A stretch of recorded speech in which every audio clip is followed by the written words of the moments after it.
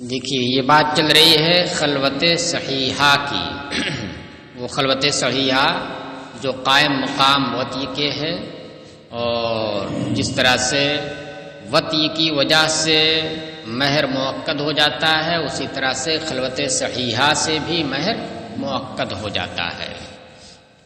اب اسی خلوت صحیحہ میں سے یہ بات بھی ہے، کون سی؟ وَإِذَا خَلَى الْمَجْبُوبُ بِإِمْرَأَتِهِ، اور جب مجبوب شخص یعنی ایسا مرد جس کا آلہ تناسل کٹا ہوا ہو اپنی عورت کے ساتھ خلوت کی، ثم طلقها، پھر اسے طلاق دے دیا، فَلَهَا كَمَالُ الْمَهْرِ، تو اس کے لیے پورا مہر ہوگا۔ چلیے، عند ابی حنیفہ امام اعظم کے نزدیک، وقال علیہ نصف المہر، اور صاحبین نے کہا کہ اس کے اوپر نصف مہر ہوگا۔ کیا مطلب یہ ہوا کہ اگر مجبوب ہے جس کا آلہ تناسل کٹا ہوا ہے، تو صاحبین یہ کہتے ہیں کہ اس صورت میں خلوت صحیحہ نہیں ہو سکتی۔ خلوت پائی گئی مگر وہ خلوت صحیحہ نہیں ہو سکتی جو دخول کے قائم مقام کی جاتی ہے۔ ٹھیک ہے؟ کیوں؟ کہ بھائی اگر مریض ہے ان میں سے کوئی ایک، تو مریض ہونا یہ خلوت صحیحہ کے لیے مخل ہے، نہیں ہو سکتی ہے، تو یہ تو اس سے زیادہ عاجز ہے نا، بھائی دخول کیسے کر سکتا ہے؟ تو یہ کہہ رہے وقال علیہ نصف المہر، اور صاحبین نے کہا کہ نہیں، کمال مہر نہیں ہوگا، خلوت صحیحہ نہیں ہوئی ہے، اس کے اوپر نصف مہر ہے، لأنہ عاجز من المریض، کیونکہ یہ مجبوب شخص تو مریض سے بھی زیادہ عاجز ہے۔ بخلاف العنین، برخلاف عنین کے، یہ صاحبین ہی کہہ رہے ہیں مجبوب ہے، آلہ تناسل کٹا ہوا ہے، تو صاحبین کہتے ہیں کہ خلوت صحیحہ نہیں ہوگی۔ ہاں اگر آلات سلامت ہے لیکن اس کے اندر استادگی نہیں، عنین ہے وہ شخص، عنین کا مطلب نامرد جو دخول پر قادر نہ ہو، تو یعنی کہ اگر ایسا ہے، عنین ہے، تو عنین ہونا یہ خلوت صحیحہ کے لیے مخل نہیں ہوگا۔ ہاں رہی بات کٹا ہوا ہو تو پھر اس سے بھی زیادہ یہ عاجز ہے، مریض سے بھی زیادہ، تو جب مرض یہ خلوت کو فاسد کر دیتی ہے تو کٹا ہونا بھی خلوت کو فاسد کر دے گا۔ ہاں صحیح سالم ہو، بس کیا ہے، نامرد ہو وہ، تو وہ چیز فاسد نہیں کرے گی، اس کے ہوتے ہوئے بھی خلوت صحیحہ ہوگی۔ لأن الحکم ادیر علی سلامت الآلۃ، عنین ہو تو اس صورت میں خلوت صحیحہ ہوگی، کٹا ہوا ہو تو نہیں ہوگی، کہہ رہے اس لیے کہ حکم، کس چیز کا حکم؟ کہ اس خلوت کو دخول کے حکم میں رکھا گیا، تو یہ حکم جو ہے دائر کیا گیا ہے آلے کی سلامتی پر، تو عنین اگر ہے تو آلہ تو کٹا ہوا نہیں ہے، آلہ سلامت ہے، تو اسی آلہ کی سلامتی کے اوپر حکم دائر کیا گیا، اسے خلوت صحیحہ مانا گیا۔ اور پہلی والی صورت میں چونکہ آلہ سلامت نہیں ہے، اس لیے اس خلوت کو دخول کی منزل میں نہیں لیں گے، صحیحہ نہیں مانیں گے۔ وَلِأَبِي حَنِيفَةَ أَنَّ الْمُسْتَحَقَّ عَلَيْهَا التَّسْلِيمُ فِي حَقِّ السَّحَقِ، سحق کے معنی ہوتا رگڑ، اسی سے آتا مسحوق۔ کیا؟ مسحوق کس کو کہتے ہیں؟ پاؤڈر وغیرہ کو، منجن کو، کیا رہتا ہے وہ رگڑا جاتا ہے اور رگڑ کر کے اس کو بنایا جاتا ہے پیس کر کے، تو سحق یہ مصدر ہے۔ تو امام صاحب یہ کیا کہہ رہے ہیں؟ یہ دلیل کس کے بارے میں دینی ہے؟ عنین کے بارے میں نہیں، اس کے بارے میں جو مجبوب ہے، تو صاحبین کہتے ہیں کہ وہ تو عاجز ہے، امام صاحب کہتے ہیں کہ نہیں، دیکھیے یہاں پر جو کل مہر کی مالک وہ بن رہی ہے، وہ کس بنیاد پر بن رہی ہے؟ اس بنیاد پر کہ اس نے اپنے آپ کو سپرد کر دیا ہے، اپنے کو حوالے کر دیا، بیچ میں کوئی چیز مانے اس کی جانب سے نہیں رہی ہے، تو یہ چیز اس کے اوپر واجب تھی اور یہ کام اس نے کر دیا، لہذا اب اگر وہ چاہے دخول اگرچہ نہ ہو مگر رگڑ کر کے فائدہ اٹھا سکتا ہے، مساس کرے اس سے، اگرچہ دخول نہ ہو جب آلہ نہیں ہے لیکن مساس کر سکتا ہے، رگڑ کر سکتا ہے، اس کے حق میں اس نے جو اس کے اوپر واجب تھا وہ کر دیا، اس وجہ سے اب پورے مہر کی مالک ہو گئی۔ ولی ابی حنیفہ ان المستحق علیہ التسلیم فی حق السحق، امام صاحب کی دلیل یہ ہے کہ عورت کے اوپر جو مجبوب کی عورت ہے اس کے اوپر واجب، المستحق اس میں مفعول ہے، واجب کے معنی میں واجب کیا تھا؟ رگڑ کے حق میں سپرد کر دینا، وقد اتت بھی، اور وہ اس طرح سے سپرد کر چکی ہے، لہذا جب اس طرح سے اس نے سپرد کر دیا ہے تو اس کا حق ثابت ہو جائے گا، یعنی مہر پورے کا پورا ثابت ہو جائے گا۔ چلیے، قال وعلیہ العدۃ فی جمیع ہذہ المسائل احتیاطا استحسانا، اور اس مطلقہ عورت کے اوپر عدت واجب ہوگی ان تمام مسائل میں۔ ان تمام مسائل سے مراد خلوت صحیحہ ہو یا خلوت فاسدہ، خلوت صحیحہ کی جتنی صورت بیان کی گئی ان سب میں، اور جو خلوت فاسدہ ہے ان میں بھی عدت واجب ہوگی، مگر یہ واجب ہونا قیاس کے مطابق نہیں ہے، اس لیے کہ قیاس کے مطابق تو عدت اس صورت میں واجب ہوگی جب کہ دخول پایا گیا ہو اور اس کی وجہ سے اس کے نطفے کا اس کے رحم میں ٹھہرنے کا امکان پایا گیا ہو، اور جب صرف خلوت پائی گئی اور دخول کا کوئی اقرار نہیں کر رہا ہے بلکہ انکار ہی کر رہا ہے کوئی ایک، لیکن چونکہ خلوت کا مقام اس کے ہے وط یہ کہ ہے، اور اسی طریقے سے خلوت فاسدہ بھی اگر ہو تو اس صورت میں بھی احتیاطاً کیا حکم ہوگا کہ اس کے اوپر عدت گزارنی ہوگی۔ وعلیہ العدۃ فی جمیع ہذہ المسائل، اور اس خاتون کے اوپر عدت ہوگی ان تمام مسائل کے حق میں۔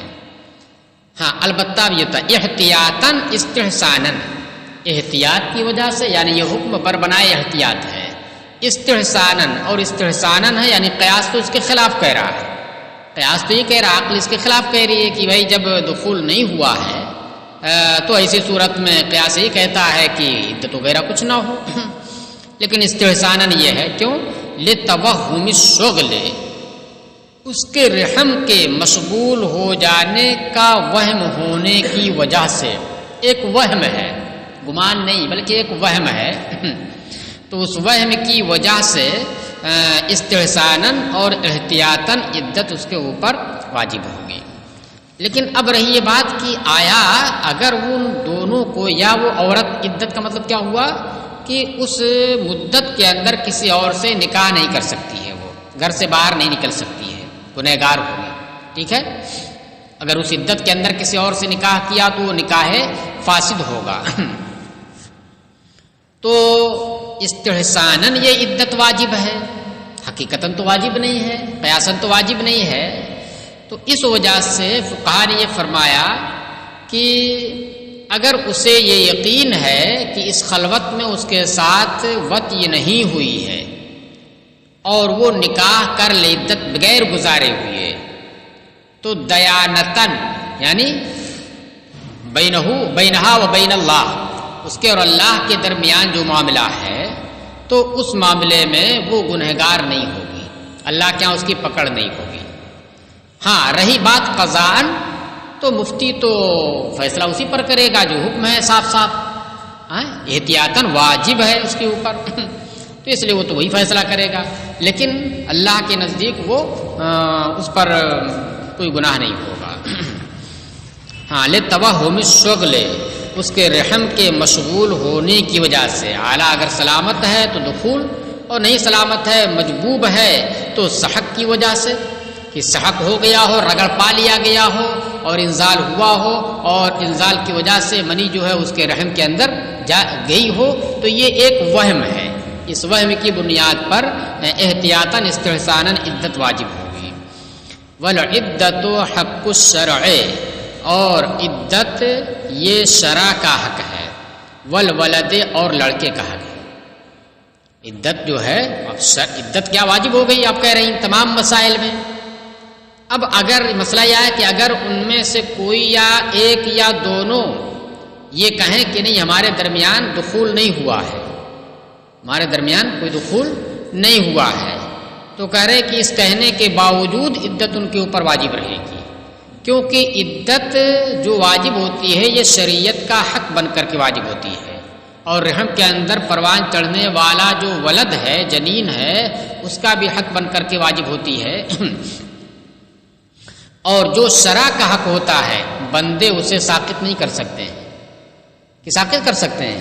یہ تو یہاں پر مسئلہ ہے جس صورت میں کوئی اختلاف نہیں، عدت واجب ہو رہی ہے، تو کیا میاں بیوی اگر چاہیں باہمی رضامندی سے چلو ہم نہیں عدت گزاریں گے، تم کو پیسہ بھی نہیں دینا پڑے گا، اور ٹھیک ہے ہم تم کو روک بھی نہیں رہے ہیں، گھر کے اندر جاؤ تم شادی بھی کر سکتی ہو، تو ایسا ممکن ہے؟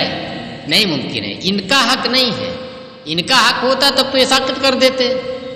بھائی عدت بھر اس شوہر سابق کی جانب سے خرچہ پورا چاہیے، کہہ دے چلو ٹھیک ہے ہم نہیں عدت میں رہیں گے اور پیسہ بھی آپ سے نہیں لیں گے، اور اس کا حق یہ ہے کہ کسی دوسرے سے یہ نکاح نہ کرے، تو یہ کہہ دے کہ چلو ٹھیک ہے جاؤ تم جا سکتی ہو اور میری جانب سے کوئی ممانعت نہیں ہے، تو ایسا یہ نہیں کر سکتے ہیں۔ اگر ان کا اپنا حق ہوتا تو کر سکتے تھے، جیسے مہر ہے، مہر جب بقاءً اس عورت کا حق ہو گیا تو وہ چاہے تو اسے ختم کر سکتی ہے یا اس میں سے کچھ ختم کر سکتی ہے۔ تو یہ کہہ رہے اور عدت یہ شریعت کا حق ہے اور لڑکے کا حق ہے۔ فلا يصدق فی ابطال حق الغیر، تو غیر کے حق کو باطل کرنے میں کسی کی تصدیق نہیں کی جائے گی، نہ شوہر کی تصدیق کی جائے گی نہ بیوی کی تصدیق کی جائے گی۔ بخلاف المہر، برخلاف مہر کے، لأنہ مال، یعنی مہر اگر ہے تو خلوت فاسدہ اگر پائی گئی تو مہر واجب نہیں ہوگی۔ دیکھیے خلوت دو قسمی کو ہو گئی، ایک تو ہے حقیقتاً دخول، تو اس صورت میں تو استحساناً نہیں قیاساً مہر بھی واجب اور ساتھ ہی ساتھ عدت بھی اس کے اوپر واجب۔ پھر اس کے نیچے آئے خلوت صحیحہ، تو خلوت صحیحہ پالی گئی اگرچہ وہ دونوں کہہ رہے ہیں کہ دخول نہیں ہوا ہے، تو اس صورت میں استحساناً اور احتیاطاً شغل کا وہم ہونے کی وجہ سے عدت اس کے اوپر ہوگی اور دیگر احکام جو دخول کے ہیں وہ لگیں گے۔ اور پھر اس کے نیچے آ رہا خلوت فاسدہ، کہ خلوت تو ہوئی مگر دخول سے مانے کوئی نہ کوئی چیز وہاں پر رہی، چاہے شرعی رہی ہو، چاہے حسی رہی ہو، چاہے طبعی رہی ہو۔ تو اس کو کہہ رہے ہیں کہ دیکھیے اگر خلوت صحیحہ ہو یا دخول ہو تو مہر تو واجب ہوگا، لیکن اگر خلوت فاسدہ ہوئی ہے، خلوت فاسدہ کے بعد طلاق واقع ہو رہی ہے، تو اس صورت میں احتیاطاً عدت تو گزارنی رہے گی عورت کو، لیکن مہر واجب نہیں ہوگا۔ کیا ہوگا؟ مہر واجب اس کے اوپر نہیں ہوگا۔ وہی کہہ رہے ہیں لِأَنَّهُ مَالٌ، برخلاف مہر کے کہ مہر یہ خلوت فاسدہ سے واجب، خلوت صحیحہ سے واجب ہو جائے گا۔ کہہ رہے لِأَنَّهُ مَالٌ لَا يُحْتَاطُ فِي إِيجَابِهِ، کیونکہ مہر ایک مال ہے اور مال کو واجب کرنے میں بہت احتیاط نہیں کی جاتی ہے۔ ہاں وَذَكَرَ الْقُدُورَ، ہاں اس میں تو یہ بات ہو گئی کہ عدت یہ شرع کا حق ہے، بتا دیا ہم نے کہ شرع کا حق کیسے ہے، وہ اس طریقے سے ہے کہ ان دونوں میں سے اپنی رضامندی سے ساقط کرنا چاہیں تو اسے نہیں ساقط کر سکتے ہیں۔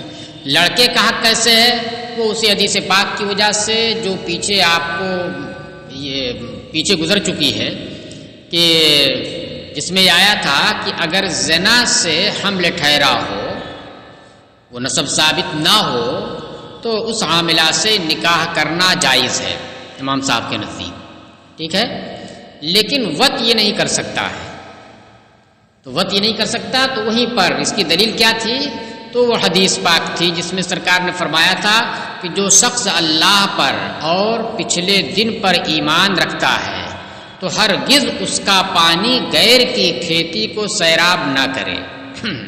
تو یہیں پر ہی بات آئی تھی۔ تو اس لیے جب وہم ہے شغل کا، اس کے رحم کے مشغول ہونے کا وہم ہے، یعنی لڑکے کا وہم ہے، اور اور جب لڑکے کا وہم ہے تو اس کا حق یہ ہے کہ جب تک یہ کلیئر نہ ہو جائے، یا جب تک وہ ہے باہر نہ ہو جائے، یا جب تک یہ کلیئر نہ ہو جائے کہ نہیں ہے، جب تک جو ہے وہ عدت میں رہے گی۔ وہ ذکر القدوری فی شرحی، تو اصل جو اتنا بتا دیا گیا کوئی فرق نہیں ہے، بہر صورت خلوت فاسدہ جیسی بھی ہو، کسی بھی معنی کی وجہ سے وہ خلوت فاسد ہوگی، چاہے معنی شرعی کی وجہ سے یا معنی حسی کی وجہ سے یا معنی طبعی کی وجہ سے، اگر خلوت فاسدہ ہو گئی تو اس صورت میں بھی احتیاطاً استحساناً عدت واجب ہے اس کے اوپر، ہاں مہر واجب نہیں ہے۔ یہی مفتابع ہے۔ اب آگے امام قدوری نے کچھ تفصیل اس میں بیان کی ہے، وہ یہ کہتے ہیں کہ دیکھیے اگر معنی شرعی ہے تو اس صورت میں تو عدت واجب ہوگی، کیونکہ شرعی اگر معنی ہو تو وہ حقیقتاً معنی نہیں ہے، شرعی اگر معنی ہے تو وہ حقیقتاً دخول سے معنی نہیں ہے، تو اس وجہ سے اگر اس طرح کی خلوت فاسدہ ہوئی تو اس خلوت فاسدہ کو دخول کے منزل میں لے سکتے ہیں، لیکن اگر ایسا کوئی معنی ہے جو حقیقتاً ہے، جو کیا ہے حقیقتاً ہے تو اس صورت میں اس خلوت کو دخول کی منزل میں نہیں لے سکتے ہیں، لہذا عدت اس صورت میں واجب نہیں ہوگی۔ بات سمجھ آ رہی کہ نہیں؟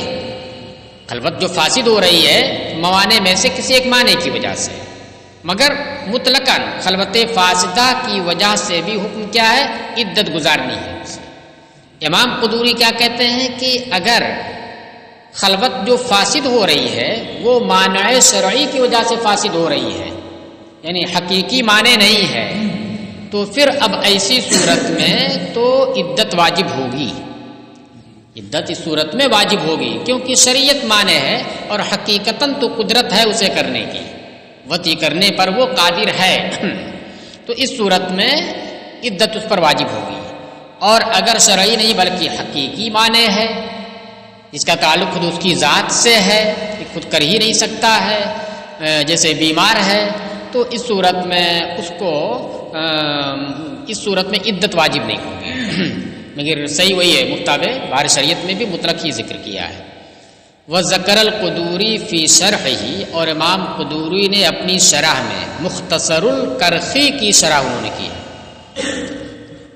جیسے خود امام قدوری کی متن والی کتاب کون ہے؟ مختصر القدوری، تو اسی طریقے سے امام کرخی کی بھی ہے مختصر، جس کو کہتے ہیں مختصر الکرخی، تو اس کی شرح انہوں نے کی، شرح مختصر الکرخی، تو اسی شرح میں انہوں نے یہ تفصیل ذکر کی ہے کہ ان المانع ان کان شرعیا تجب العدہ، کہ اگر یہ خلوت جو فاسد ہو رہی تھی، اگر فاسد کرنے والی چیز یعنی معنی چیز شرعی ہو جیسے کہ حیض، تجب العدت ہو، تو اس صورت میں تو عدت واجب ہوگی، لثبوت التمکن حقیقتاً وطی پر قدرت ہونے کی وجہ سے، حقیقتاً وطی پر قدرت ہونے کی وجہ سے، وَإِنْ كَانَ حَقِيقِيًّا، اور اگر وہ معنی حقیقی ہو، کالمرض والصغر، جیسے کہ بیمار ہونا اور چھوٹا ہونا کہ وطی پر قادر ہی نہ ہو، لا تجب ہو، تو اس صورت میں عدت واجب نہیں ہے، لعدم التمکن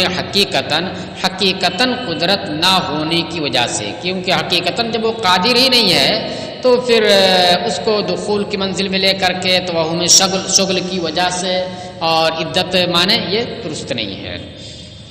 چلیے، قال وتستحب المتعۃ لكل مطلقۃ الا لمطلقۃ واحدۃ، یہ لام بنا لیجیے بہتر ہوگا، اور متعہ مستحب ہے ہر مطلقہ کے لیے، متعہ مستحب ہے ہر مطلقہ کے لیے سوائے ایک مطلقہ کے، یعنی ایک مطلقہ کے لیے مستحب متعہ نہیں ہے۔ وہی التی طلقها الزوج قبل الدخول بها وقد سمى لها مہرا، اور یہ کون ہے جس کا استثناء کیا جا رہا ہے، جس کے لیے متعہ مستحب نہیں ہے؟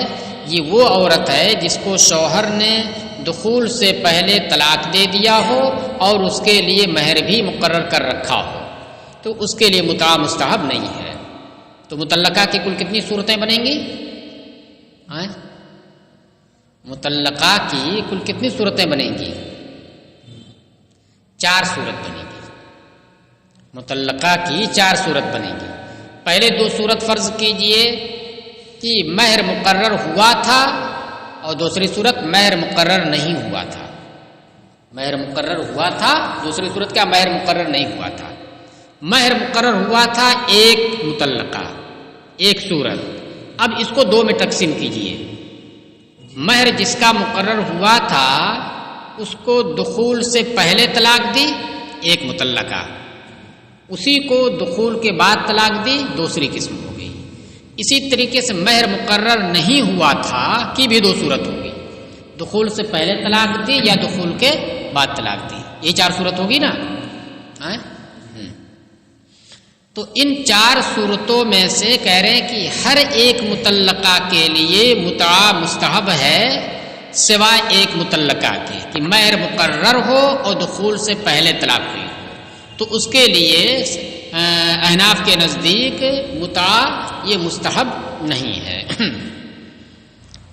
اب باقی 3 صورتیں بچتی ہیں. باقی 3 صورتیں بچتی ہیں.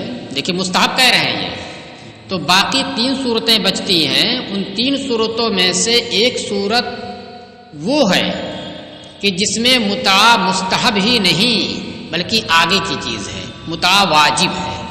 آپ نے پڑھا نا پہلے اس سے. جبکہ کیا کہا جا رہا، متعا ان تینوں کے لیے ہی نہ ہو گیا. اس اعتبار سے صاف صاف کیا ہو گیا، متعا ان 3 قسم کی مطلقات کے لیے مستحب ہے اور ایک قسم کے لیے مستحب بھی نہیں ہے.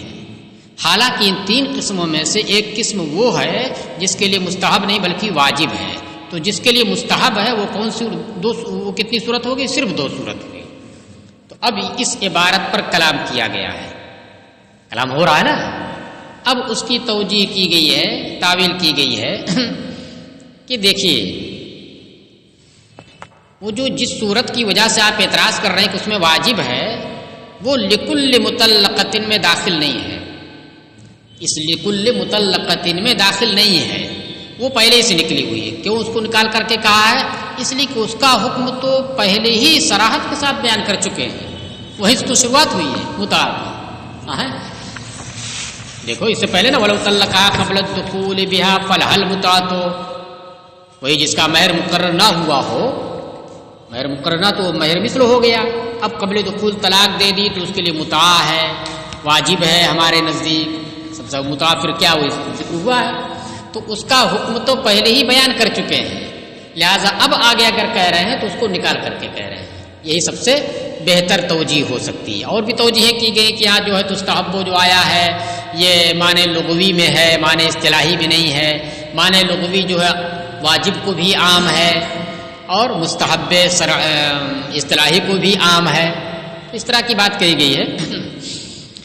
چلیے، لیکن وہ زیادہ صحیح معلوم ہوتی ہے کہ اس کا حکم چونکہ پہلے ہی صراحت کے ساتھ بیان کر چکے ہیں لہذا وہ اس میں داخل نہیں ہے. تو اب لکل مطلقتن میں کتنی صورتیں داخل ہوئی؟ 3. اب ان 3 میں سے ایک کو نکال دیا ہے کہ مہر مقرر ہو اور قبل دخول طلاق ہو. تو اس کے لیے چونکہ نصف مہر ہے اس کے لیے متعا مستحب بھی نہیں ہمارے نزدیک. اور باقی 2 صورتیں وہ کون سی بنتی؟ 2 صورتیں دخول کے بعد طلاق والی. دخول کے بعد طلاق ہوئی تو اس کی 2 صورتیں ہیں. ان دونوں صورتوں کو متعا مستحب ہے. وہ کون ہے؟ اب چاہے دخول کے بعد ہوئی اور مہر مقرر ہوا ہو یا دخول کے بعد ہو اور مہر مقرر نہ ہوا ہو. چلیے، وقال الشافعی تجب لکل مطلقۃ الا لہذا، بالکل اس کا الٹا ہے. اور امام شافعی نے فرمایا کہ ہر مطلقہ کے لیے متعا مستحب نہیں واجب ہے سوائے اس کے جس کا آپ ذکر کر رہے ہیں. یعنی احناف کے نزدیک کیا ہے کہ مستحب ہے، اس کے لیے مستحب بھی نہیں. امام شافعی کیا کہتے ہیں؟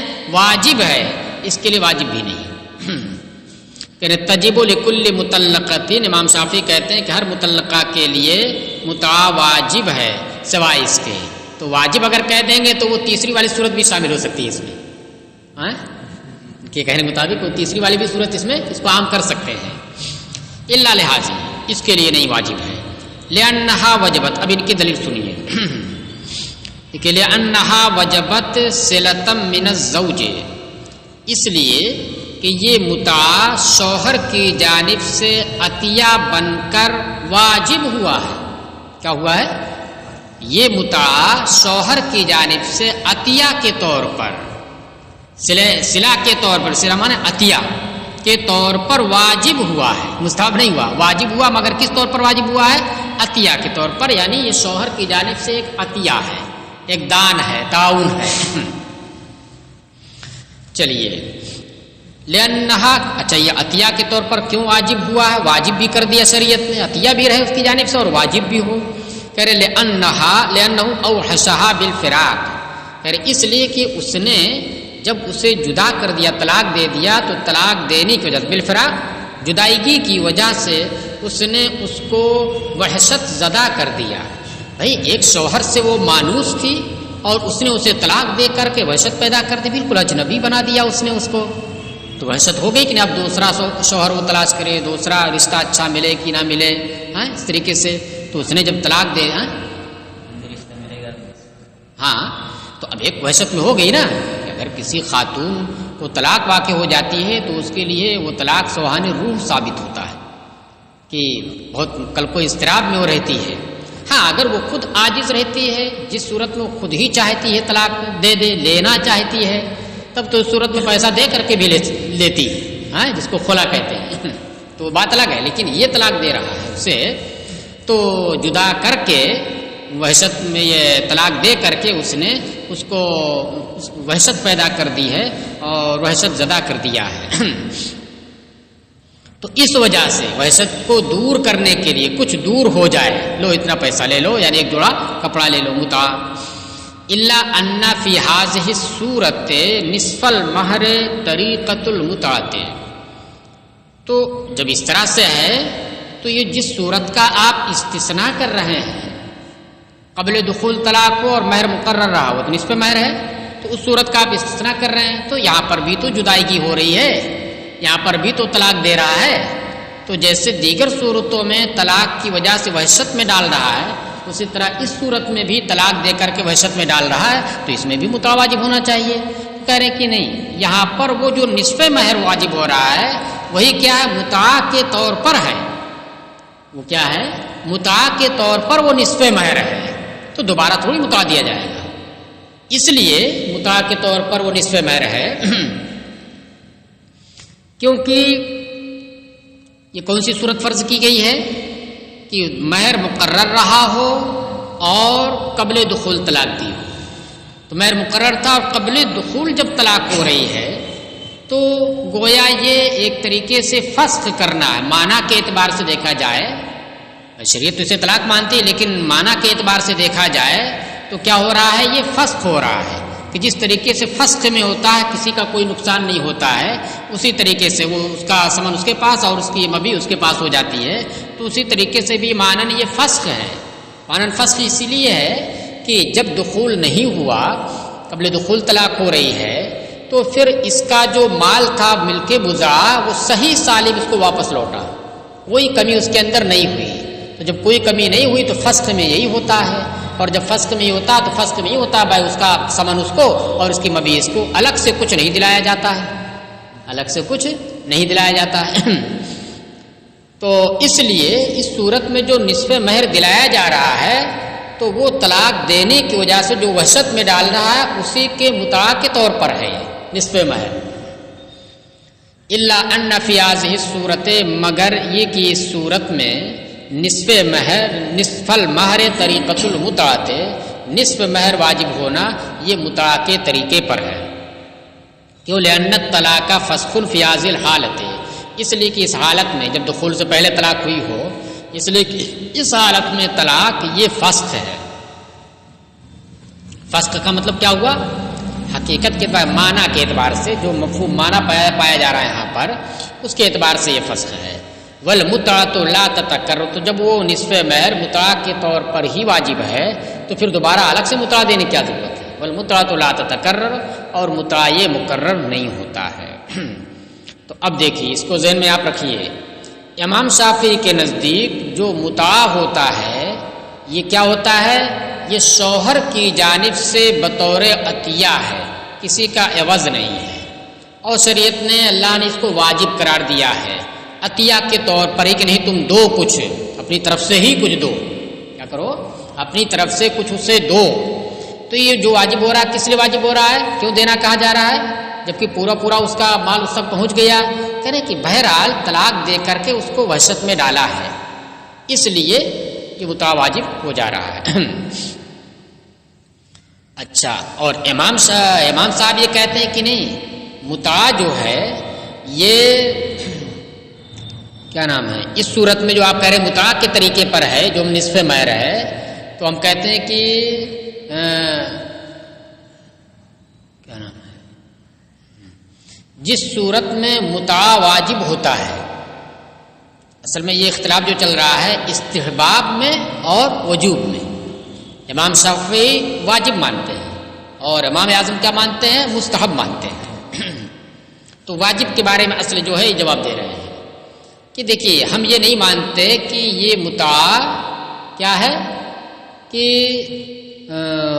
صلہ کے طور پر شوہر کی جانب سے واجب ہوا ہو، نہیں، بلکہ مہر کا خلیفہ بن کر کے واجب ہوا ہے، مہر کا نائب بن کر کے واجب ہوا ہے.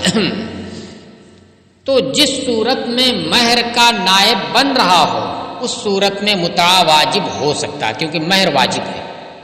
مہر چاہے پورا، جس صورت میں تو پورا واجب ہے، جس صورت میں آدھا ہے تو آدھا واجب ہوتا ہے، مہر واجب ہوتا ہے. ٹھیک ہے، ہم کیا مانتے ہیں کہ متاع جس صورت میں واجب ہوتا ہے، ہر وقت نہیں، جس صورت میں واجب ہوتا ہے تو وہ مہر کا قائم مقام ہو کر کے واجب ہوتا ہے، اور مہر چونکہ واجب ہے اس وجہ سے اس کا جو قائم مقام ہوا وہ بھی واجب ہوا. وہ کون سی صورت ہے؟ وہ صورت ہے کہ مہر مقرر نہ ہوا ہو تو مہر مثل ہو جاتا ہے، دخول سے پہلے طلاق دے دی گئی ہو تو مہر مثل کی تنصیف نہیں ہوتی ہے، اسی مہر مثل کے نصف کے قائم مقام یہ متاع واجب ہوتا ہے. تو اب دیکھیے وہ متاع کس کے قائم مقام ہے، عطیہ کے طور پر نہیں ہے، عطیہ کے طور پر نہیں ہے، بلکہ یہ کیا ہے، یہ اسی مہر مثل کے نصف کے قائم مقام ہے اور وہ واجب ہے مہر، لہذا یہ اس کی صورت واجب ہوگا. اور باقی صورتوں میں کیا ہے، مہر کے قائم مقام ہو کر کے نہیں ہو رہا ہے، مہر کے قائم مقام ہو کر کے نہیں ہو رہا ہے، بلکہ وحشت دور کرنے کے لیے خود کسی جانب بطور استحباب ہوتا ہے. کہہ رہے ولنا ان المتعۃ خلف عن مہر المثل فی المفوضۃ، اور ہماری دلیل یہ ہے کہ متاع یہ مہر مثل کا خلیفہ ہوتا ہے مفوضہ میں، یعنی اس مطلقہ عورت میں جس نے اپنے آپ کو بغیر مہر کے سپرد کر دیا ہو، حوالے کر دیا. مفوضہ جس نے کچھ لیے بغیر مہر مقرر لیے ہوئے اس نے حوالے کر دیا ہو. تو اس میں متاع جو ہوتا ہے جو واجب بنتا ہے وہ مہر مثل کا خلیفہ ہوتا ہے، اس کا نائب. لأنہ سقط مہر المثل ووجبت المتعۃ، کیونکہ صورت میں مہر مثل ساقط ہو چکا ہے اور متاع اس کی جگہ پر واجب ہو چکا ہے کیونکہ اسی کا قائم مقام ہے. تو جیسے مہر مثل واجب ہوتا، مہر واجب ہوتا تو اس کے قائم مقام جو چیز آ رہی وہ بھی واجب ہوگی. والعقد یوجب العوض، اور عقد جو ہے یہ عوض کو واجب کرتا. عقد ہو گیا تو عوض واجب ہوگا، کامل واجب ہو یا ناقص واجب ہو. عقد ہو گیا تو عقد کے ساتھ ساتھ اگر استعفا بھی پا لیا گیا، فائدہ حاصل کرنا بھی پا لیا گیا تو ایسی صورت میں کامل واجب ہوگا، اور نہیں تو ناقص تو واجب ہوگا ہی آدھا. تو عقد جو ہے یہ عوض سے خالی نہیں ہوگا. والعقد یوجب العوض، اور عقد یہ عوض کو واجب کرتا ہے. فکانا خلفن، لہذا یہ خلیفہ ہوگا، یعنی اس صورت میں بھی اس کی جانب سے بطور عطیہ ہو یہ نہیں ہوگا، اس صورت میں بھی اس کی جانب سے بطور عطیہ یہ نہیں ہوگا بلکہ یہ اسی کا خلیفہ ہوگا. والخلف لا یجامع الاصل، اور خلیفہ یہ اصل کے ساتھ جمع نہیں ہو سکتا ہے. دیکھیے دو چیزیں ایک ساتھ لا رہے ہیں. یہ کیا ہے امام صاحب کے نزدیک، امام شافعی کے نزدیک کیا ہے کہ جس صورت میں متاع دینا ہوتا ہے تو وہ بطور وجوب ہوتا ہے. وحشت کو دور کرنے کے لیے شریعت نے بطور صلہ، عوض نہیں، بطور صلہ عوض نہیں، بطور صلہ اس کی جانب سے واجب قرار دے دیا ہے. تو اس لیے تینوں صورتوں میں کیا ہے، بھائی طلاق ہو رہی ہے تو وحشت پیدا ہو رہی ہے، وحشت کو دور کرنے کے لیے اس نے کیا کر دیا ہے، شریعت نے اس کی جانب سے واجب قرار دے دیا ہے۔ ہاں جس صورت میں نصف مہر دیا جا رہا ہے تو وہ نصف مہر بھی کیا ہے، متاع ہی کے طریقے پر ہے، تو پھر الگ سے اور متاع دینے کی ضرورت نہیں ہے۔ امام صاحب یہ کہتے ہیں کہ نہیں، واجب ہر صورت میں کیسے قرار دے سکتے ہیں، ہر صورت میں واجب نہیں، صرف ایک صورت میں واجب ہے، اور جس ایک صورت میں واجب ہو رہا ہے وہ اس بنیاد پر واجب ہو رہا ہے کیونکہ کوئی بھی عقد عوض سے خالی نہیں ہوگا، عقد ہوا تو عوض واجب ہو جائے گا۔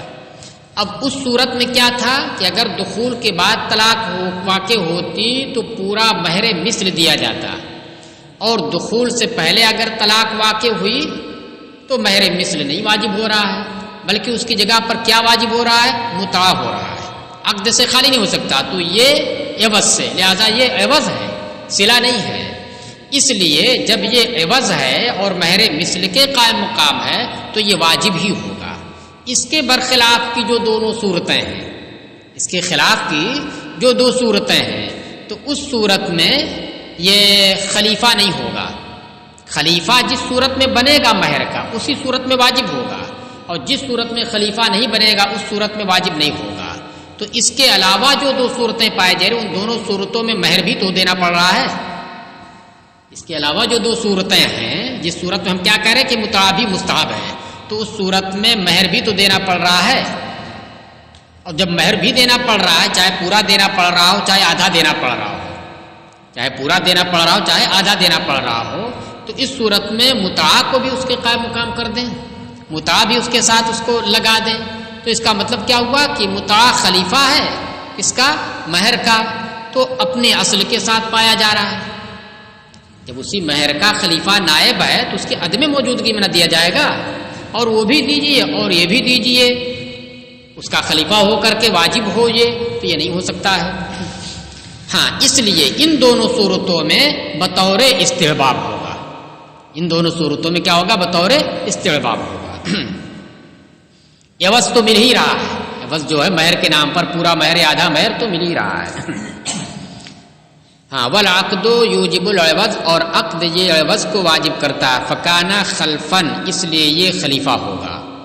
والخلف لا یجامع الاصل ولا شیئا منہ، اور اصل یہ نہ تو خلیفہ نہ تو اصل کے ساتھ جمع ہوگا، یعنی پورے اصل کے ساتھ جس صورت میں پورا مہر دیا جا رہا ہو، اور نہ ہی اصل کے کچھ حصے کے ساتھ جمع ہوگا، یعنی نہ تو پورے اصل کے ساتھ جمع ہوگا پورے مہر کے ساتھ، اور نہ ہی نصف مہر کے ساتھ جمع ہوگا۔ پاس فلا تجب، لہذا جس صورت میں مہر واجب بھی ہو رہا ہو، چاہے پورا چاہے آدھا، اس صورت میں متاع واجب تو نہیں ہو سکتا ہے، مستحب ہو سکتا ہے۔